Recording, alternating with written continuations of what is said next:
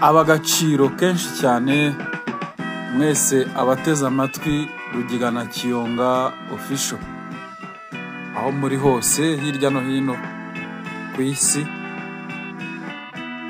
Bishobora kuba mwaramutse, bishobora kuba mwiriwe, biterwa naho uherereye mu gice cy'isi.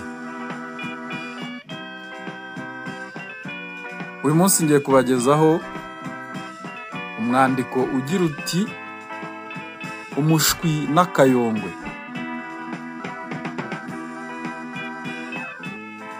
Agashwi gato kakundaga gusuzugura nyina kakajya gutoragura, ntigatekereze ibya nyina,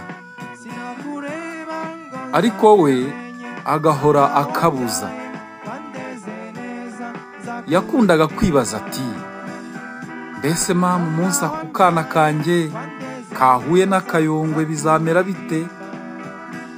Kazapfa nta kabuza. Umunsi umwe gahura na ka kayongwe, ubwo kari gatorotse mu rugo karenze ku mabwiriza ya mama wako, kagiye gutoragura. Akayongwe karaseka cyane, nka cyantuzi iyo kibonye giseka kageza mu matwi. Akayongwe karaseka cyane kuko kari kabonye ako gashwi kizanye. Akayongwe kati, mbese icyakuzanye ni iki? Agashwi kati, nabonye hari umunsi mwiza ndiyizira, mama ahora mbuza kuko mfitiye ubwoba ngo nzapfa.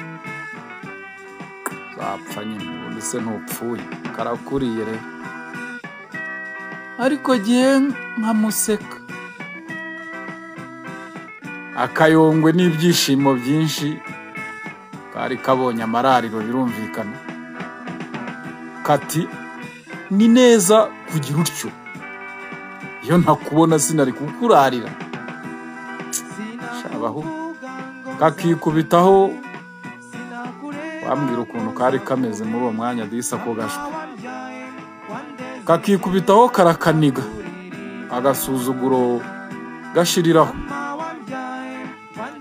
Uwanze kumvira se na nyina yumvira ijeri. Uyu mugani rero ushobora kwibwira ngo ni umugani w'igitekerezo cy'umushwi, ariko twagereranya n'umwana mutoya. Ariko natwe abakuru hari ubwo tutumva inama nziza z'abadukuriye, cyangwa se baba ababyeyi, baba abadukuriye mu ngeri zose, mu mirimo dukora ahantu hose. Umuntu akanga kubumvira, nyamara bishobora kumugiraho ingaruka mbi. Ntitukamere dutyo rero. Ngaho Imana ibarinde, mugire amahoro.